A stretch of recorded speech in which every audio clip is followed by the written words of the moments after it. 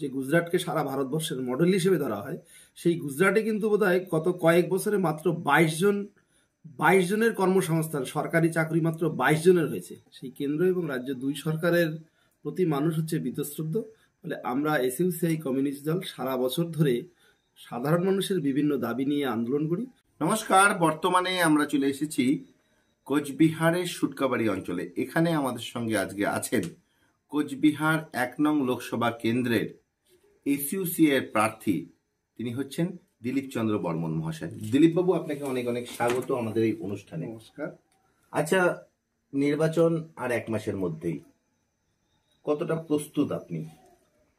নির্বাচন যেদিন থেকে ঘোষণা হয়েছে তার আগের দিনে আমাদের প্রার্থী নাম ঘোষণা হয়েছে। ফলে আমরা পুরোপুরিভাবে প্রস্তুত নির্বাচনে লড়াই করবার জন্য। আচ্ছা, প্রতিবার আমরা দেখি যে কোচবিহার সহ পশ্চিমবঙ্গের বিভিন্ন আসনে এসইউসিআই প্রার্থী দেয়, কিন্তু তারা তেমন কোনো বিশেষ প্রভাব ফেলতে পারে না। এইবার আপনি কতটা আশাবাদী? দেখুন, প্রত্যেকটা নির্বাচনে একটা আলাদা আলাদা দাবির ভিত্তিতে এবং আলাদা আলাদা পরিস্থিতিতে নির্বাচনটা হয়। এবারের যে নির্বাচন, যে পরিস্থিতি, সেই পরিস্থিতিতে আপনারা জানেন যে গোটা দেশের সাথে আমাদের রাজ্য এবং কোচবিহারও যে কেন্দ্রীয় সরকার এবং রাজ্য সরকার আছে, সেই কেন্দ্র এবং রাজ্য দুই সরকারের প্রতি মানুষ হচ্ছে বীতশ্রদ্ধ। ফলে আমরা এসইউসিআই কমিউনিস্ট দল সারা বছর ধরে সাধারণ মানুষের বিভিন্ন দাবি নিয়ে আন্দোলন করি। ফলে সাধারণ মানুষ, কোচবিহার লোকসভা কেন্দ্রের সাধারণ মানুষ এসইউসিআই দলের পক্ষেই থাকবেন, এই আশা, এই প্রত্যাশা আমি করছি। আচ্ছা, এসইউসিআই কেন, মানে আপনি কবে থেকে এই দলটা করছেন এবং এসইউসিআই দলকে কেন মানুষ বেছে নেবে?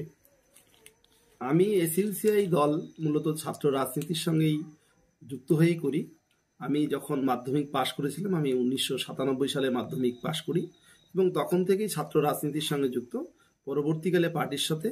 এবং আপনারা জানেন যে এসইউসিআই দলকে মানুষ বেছে নেবে একটাই কারণ এসইউসিআই দল ছাড়া গোটা ভারতবর্ষে আর কোনো দল সাধারণ মানুষ, খেটে খাওয়া মানুষ, যারা একেবারে গ্রামীণ মানুষ, যারা চাষা, তাদের জন্য কেউ কথা বলছে না।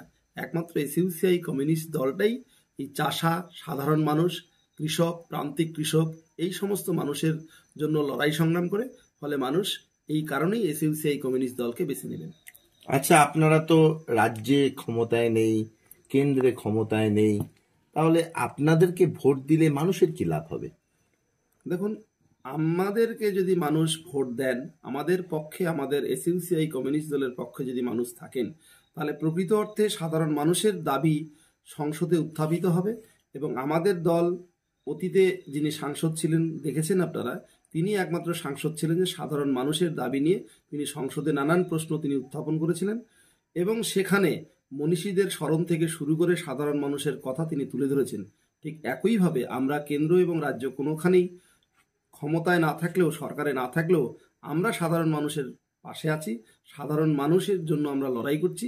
এই কারণেই সাধারণ মানুষ আমাদের পাশে থাকবে। আচ্ছা, এখানে ডাবল ইঞ্জিন, সিঙ্গেল ইঞ্জিন, বিভিন্ন ইঞ্জিনের কথা বলা হয়।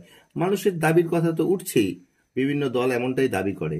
আপনারা আবার নতুন করে কি দাবি নিয়ে আসবেন? দেখুন, আপনারা জানেন যে যে সমস্ত জায়গায় যে ডাবল ইঞ্জিন বা সিঙ্গেল ইঞ্জিন যাই বলুন, সব ইঞ্জিনেরই কাজ হচ্ছে সাধারণ মানুষের তারা বিপক্ষে যাওয়া এবং দুর্নীতিতে নিমজ্জিত হওয়া। আজকে যেখানে যারা ডাবল ইঞ্জিনের গভর্নমেন্ট আছে, বিশেষ করে যদি আপনি গুজরাটকে ধরেন, যে গুজরাটকে সারা ভারতবর্ষের মডেল হিসেবে ধরা হয়, সেই গুজরাটে কিন্তু বোধহয় গত কয়েক বছরে মাত্র 22 জনের কর্মসংস্থান, সরকারি চাকরি মাত্র 22 জনের হয়েছে। ফলে ডাবল ইঞ্জিন আর সিঙ্গেল ইঞ্জিন যাই বলুন, আপনারা কিন্তু সব ইঞ্জিনের লাস্ট অব্দি দেখা যাচ্ছে যে কোথাও কর্মসংস্থানের কোনোরূপ কোনো ব্যবস্থা তারা করছে না। যতটুকু তারা কর্মসংস্থান করছে সেখানে হচ্ছে প্রচণ্ড দলবাজি এবং দুর্নীতি, যার ফলেই হচ্ছে এর বিকল্প হিসাবে কিন্তু আমরা এসইউসিআই কমিউনিস্ট দল যে আছি, আমরাই একমাত্র সাধারণ মানুষের প্রত্যাশা পূরণ করতে পারি এবং সাধারণ মানুষের দাবি নিয়ে আমরাই জনমত তৈরি করে আন্দোলন সংগঠিত করতে পারি, যার ফলেই আমাদেরকেই সাধারণ মানুষের সমর্থন করার কথা। কোচবিহার লোকসভা কেন্দ্রে এইবার 2024-এ মূল ইস্যু কি হতে চলেছে আপনার নজরে? আমাদের দলের পক্ষ থেকে যে আমরা মূল ইস্যু, যে ইস্যুতে আমরা নির্বাচনটা করছি, সেই মূল ইস্যু হচ্ছে কৃষকের ফসলের দাম। কারণ কুচবিহার জেলা হচ্ছে কৃষি নির্ভর দেশ। কৃষি নির্ভর জেলা এবং আমাদের জেলার হচ্ছে বেশিরভাগ মানুষ হচ্ছে প্রান্তিক চাষি। অল্প কিছু সংখ্যক মানুষ হয়তো ওই 10-20 বিঘা 25 বিঘা জমির মালিক, কিন্তু বেশিরভাগ মানুষ হচ্ছে যারা কৃষিকাজের সঙ্গে যুক্ত, তারা 2 বিঘা 4 বিঘা 5 বিঘা 7 বিঘা এইরকম মানুষের সংখ্যাটাই বেশি। ফলে এইরকম মানুষের যাতে কৃষিকাজের সঙ্গে যুক্ত, ফলে কৃষিজ ফসলের যে ন্যায্য দাম এবং সার এবং কীটনাশক এই সমস্ত জিনিসের যদি দাম কমানো না যায়, তাহলে কৃষক কখনো বাঁচতে পারে না এবং জেলার কখনো উন্নতি হতে পারে না। এবং তৎসঙ্গে একটা বিরাট দাবি হচ্ছে আমার, সেটা হচ্ছে কুচবিহারে ফাঁসির ঘাটে একটা ব্রিজ, ফাঁসির ঘাটে যদি একটা সেতু হয়, আমি যেমন শুক্তাবাড়ি অঞ্চলের মানুষ, তৎসঙ্গে শুক্তাবাড়ি, চিলকিরহাট, চান্দামারি, পুটিমারি, ফুলেশ্বরী, নিশিগঞ্জ সহ অর্থাৎ কুচবিহারের পশ্চিম প্রান্ত থেকে যারা কুচবিহার শহরে প্রবেশ করেন, তাদের অন্তত 14 কিলোমিটার রাস্তা তাদের কম যেতে হবে। ফলে এটা একটা মূল দাবি আমাদের নির্বাচনের।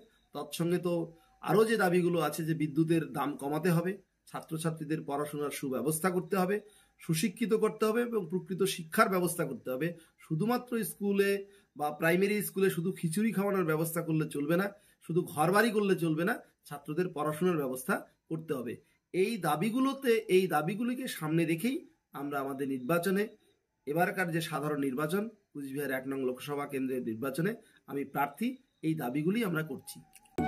Our motto, where learning begins, aims planting the seed of knowledge. We believe for good leaders of tomorrow, we need good schooling today. Near Jilla Parishad, Coach Bihar.